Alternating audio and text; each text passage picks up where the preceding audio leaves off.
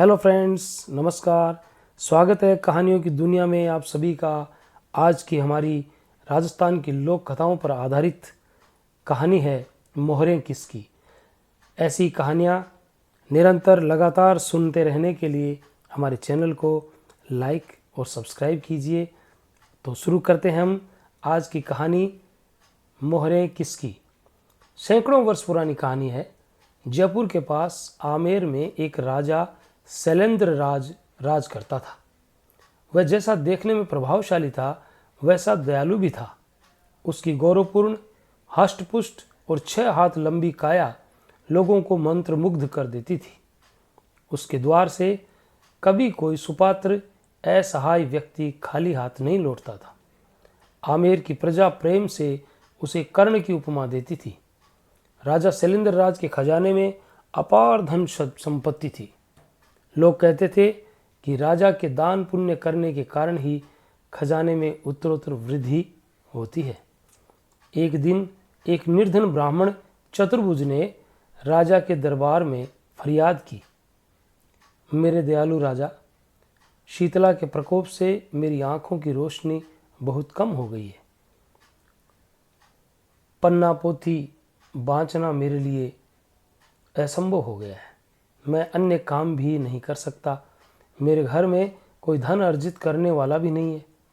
मेरे माता पिता वृद्ध हैं। मेरी पत्नी सास ससुर की सेवा और घर का काम करती है।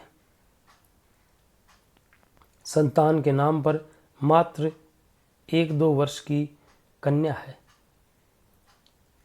बिना आमदनी के मैं 5 जीवों का पेट कैसे पालूं? कृपा कर मुझ पर दया करें। राजा शैलेंद्र राज ने उसे सोने की एक मोहर देते हुए उत्तर दिया, यह लो, एक सोने की मोहर। आज पूर्णिमा का दिन है। पूरे माह इस मोहर से गुजारा करो। इसके पश्चात प्रत्येक पूर्णमासी के दिन मैं तुम्हें एक मोहर देता रहूँगा। ब्राह्मण चतुर्भुज ने प्रसन्न होकर राजा को आशीर्वाद दिया और कहा, ईश्वर आपको एक से एक के बदले 21 मोहरें दे। हाथ में सोने की मोहर थामे वह घर चल दिया। प्रत्येक पूर्णमासी को ब्राह्मण राजा के पास पहुंच जाता और राजा उसे एक मोहर दे देता। प्रतिमास मोहर लेकर ब्राह्मण आशीर्वाद देता कि ईश्वर आपको एक की 21 मोहरें दे। इस प्रकार पूरे 15 वर्ष बीत गए। चतुर्भुज प्रतिमा मोहर लेता रहा और आशीष देता रहा। ब्राह्मण के माता पिता का स्वर्गवास हो गया। अब कन्या 17 वर्ष की किशोरी हो गई। ब्राह्मण को अपनी कन्या की विवाह की चिंता हुई। उसने सोचा कि अब कन्या के विवाह के लिए थोड़ा धन संग्रह करना चाहिए। उधर आमेर शहर के कुछ ब्राह्मणों के मन में चतुर्भुज के प्रति ईर्ष्या उत्पन्न हो गई। वे लोग सोचने लगे कि चतुर्भुज की बड़ी मौज बनी हुई है। पूरे 30 दिन हाथ पर हाथ बैठे रहता है और एक आशीर्वाद के बदले एक सोने की मोहर ले जाता है। फिर बड़े ठाठ से पूरे महीने बैठकर खाता है। अन्य ब्राह्मण भी राजा की मोहरों के हकदार हो सकते हैं। इधर उधर कानाफूसी होने लगी। बात फैलती गई और अंत में एक दिन किसी मुंह लगे पुरोहित ने कोषाध्यक्ष से कहा, हुजूर, ये ब्राह्मण पिछले 15 वर्षों से लगातार प्रतिमाह पूर्णिमा के दिन राजा से मोहर लेता है और आशीष देता है। ईश्वर आपको एक की 21 मोहरें दे। ये तो सरासर ठगाई है। निठल्ला ब्राह्मण बैठा बैठा खाता है, सोने की मोहर लेकर मुफ्त के आशीर्वाद व झाड़ता है। ऐसे आशीर्वाद तो कोई भी दे सकता है। इसी प्रकार उस ब्राह्मण ने कई दरबारियों के कान भर दिए। एक दिन चुगलखोर ब्राह्मण ने कोषाध्यक्ष का रुख अपनी ओर देखा तो बात को तूल देते हुए कहा, क्या आपके खजाने का धन ऐसे निकम्मों का पेट भरने के लिए है? या तो ये ब्राह्मण एक की 21 मोहरें करके दिखाए, अन्यथा इसको मोहरें मिलना बंद करके दंड देना चाहिए। बात कोषाध्यक्ष के मन में उतर गई। उसने मौका देखकर राजा से कहा, महाराज, प्रतिमा एक ब्राह्मण एक मोहर ले जाता है और आपको एक सूखा आशीर्वाद दे जाता है। इससे जरा पूछिए तो सही कि क्या तेरे कहने से एक की 21 मोहरें हो जाती हैं? यदि नहीं तो इस प्रकार हमारे न्यायी राजा को क्यों ठगता है? या तो वह एक की 21 मोहरें होने का अर्थ बताए, अन्यथा 15 वर्षों तक ली हुई मोहरें वापस करें। दरबारियों ने भी कोषाध्यक्ष की हाँ में हाँ भरी। राजा ने सारे दरबार का यह नज़ारा देखा तो सोचा कि दरबार के वृद्ध सामंतों और विद्वानों को नाराज करना उचित नहीं। राजा के कामों के औचित्य से दरबारियों का संतुष्ट होना आवश्यक है। अतः इस बार ब्राह्मण से पूछ लेना चाहिए, देखें वह क्या उत्तर देता है। पूर्णमासी का दिन आया। राजा ने नियमानुसार ब्राह्मण को मोहर दी। जब ब्राह्मण ने आशीर्वाद दिया कि भगवान आपको एक की 21 मोहरें दें, तो राजा ने पूछा, ब्राह्मण, आप 15 वर्षों से मुझे एक की 21 मोहरें का आशीर्वाद देते हैं, परंतु आज तक तो एक बार भी एक की 21 मोहरें नहीं हुई। फिर आपके आशीर्वाद का क्या अर्थ हुआ? या तो एक की 21 मोहरें करके बताएं अथवा एक की 21 मोहरों के आशीर्वाद का अर्थ बताएं, नहीं तो 15 वर्षों तक ली हुई मोहरें वापस कर दें। बेचारा ब्राह्मण अवाक रह गया। घबराहट के कारण मोहर उसके हाथ से छूट गई। मोहर उठाते हुए उसे चक्कर आ गया। आशीष तो भावना की बात है, उसे सत्य कैसे करके दिखाया जा सकता है? फिर भी उसने हिम्मत नहीं हारी। सारा साहस बटोर कर बोला, राजन, आपने 15 वर्ष मेरा और मेरे परिवार का पालन किया है, कृपा कर मुझे 1 सप्ताह की मोहलत दे दें। यह कहकर ब्राह्मण घर लौट गया। सोने की मोहर अंगरखी में से निकालकर पत्नी को दे दी। बेटी रूपा ने पिता का उतरा हुआ चेहरा देखा तो आश्चर्य में पड़ गई। 17 वर्षीय बेटी ने पिता से आग्रह किया तो पिता ने दरबार की घटना ज्यों की त्यों सुना दी। अंत में दुखी स्वर में बोला, आजीविका का साधन गया सो गया, परंतु अब मैं ये 181 मोहरें कहाँ से लाऊं? सुनकर एक बारगी तो रूपा भी सिहर उठी। इतना धन एकत्रित करना उनके बस की बात न थी। फिर भी उसने हिम्मत नहीं हारी। रात भर वह सोचती रही कि राजा को क्या और कैसे उत्तर दिया जाए। दूसरे दिन रूपा अपने पिता से बोली, मैं दरबार में जाने की आज्ञा चाहती हूँ। यद्यपि चतुर्भुज को अपनी बुद्धिमान बेटी पर पूरा भरोसा था, किंतु अभी रूपा किशोरी थी। लेकिन मरता क्या न करता। अन्य कोई उपाय न देख ब्राह्मण ने अपनी बेटी को दरबार में जाने की अनुमति दे दी। रूपा दरबार में हाजिर हुई।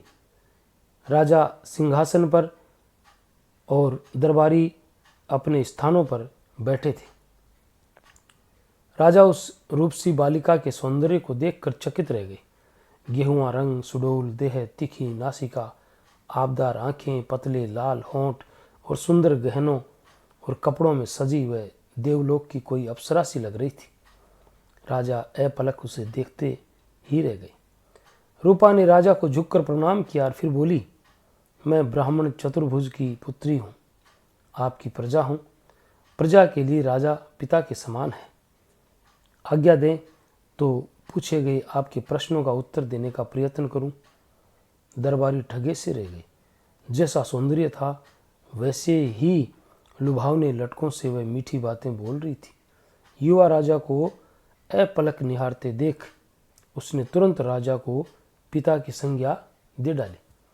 अब राजा ने रूपा को बोलने की आज्ञा दे दी तो रूपा बोली, मुझे ये वचन दें कि बाल सुलभ मूर्खतावश कुछ अनुचित कह दूं तो आप क्षमा प्रदान करेंगे। राजा ने हंसकर स्वीकृति दे दी।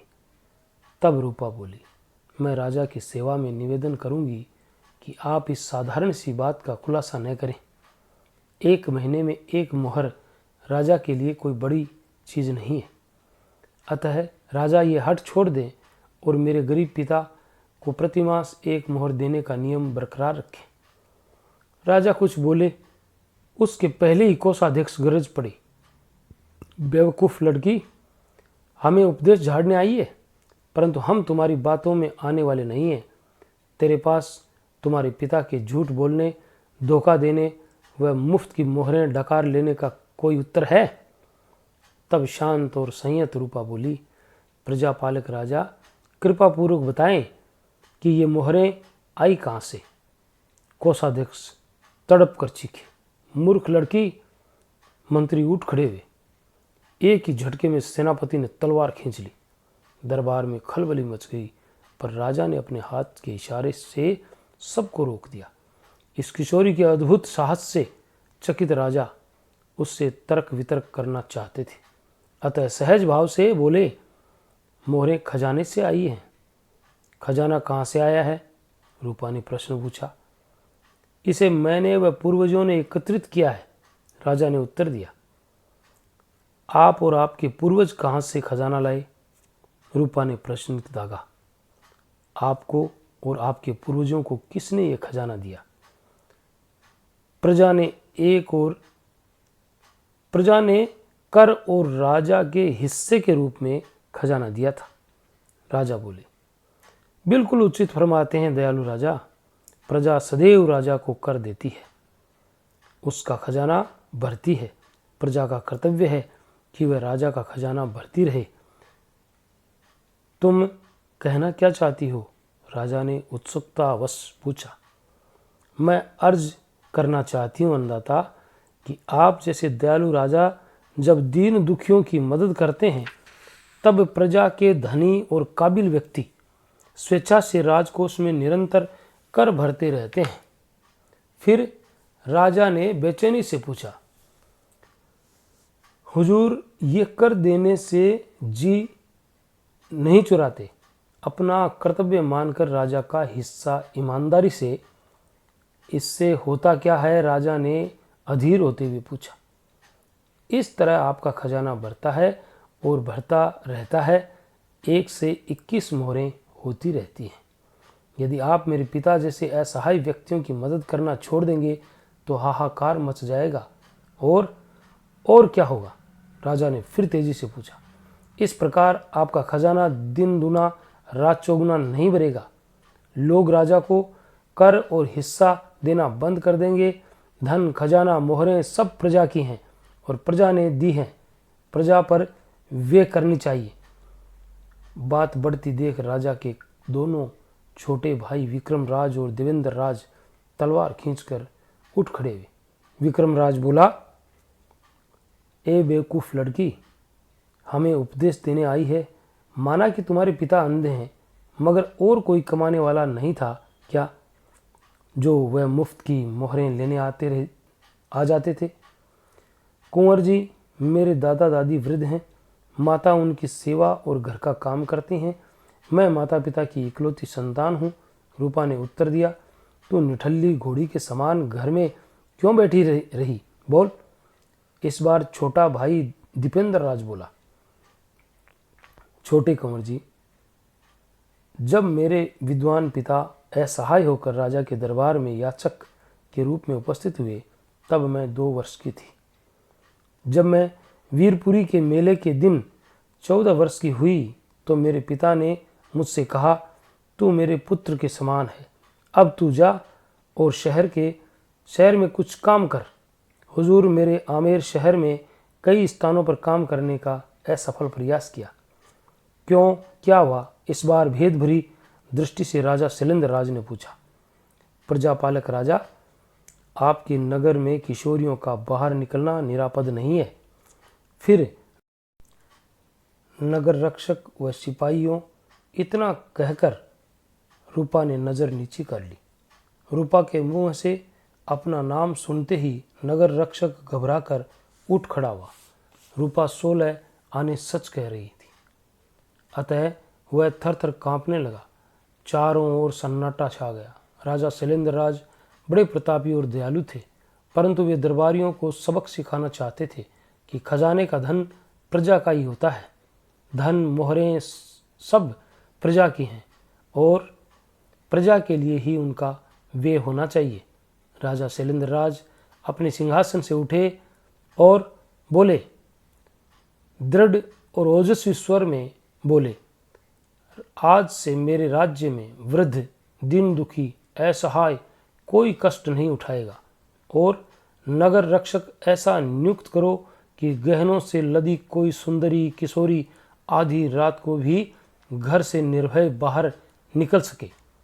रूपा ने राजा की जय बोली तो सारा दरबार राजा की जय जयकार करने लगा। तो ये थी आज की हमारी कहानी। कैसी लगी? अगर अच्छी लगी हो, पसंद आई हो तो हमारे चैनल को लाइक कीजिए, सब्सक्राइब कीजिए। Thank you, thanks for watching.